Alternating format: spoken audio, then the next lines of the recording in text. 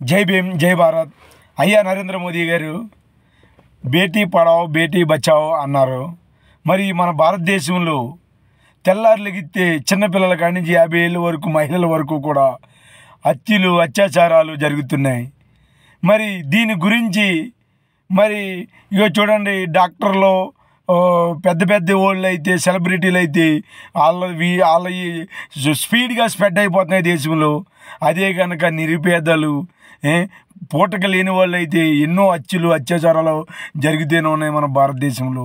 మరి దీని గురించి మరి మీరు ఏ కొత్త చట్టాలు తీసుకొస్తారు అనేది మీ మీదే ఉంది.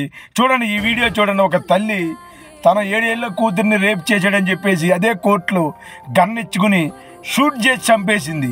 అలాంటి చట్టాలు మన భారతదేశంలో అమలు చేస్తే ఈ ఆడపిల్లలను చూసినప్పటికీ ప్యాంటు తడిచిపోవాలి, ప్రతి ఒక్కడికి ఆ గుండెలు కొట్టుకోవాలి.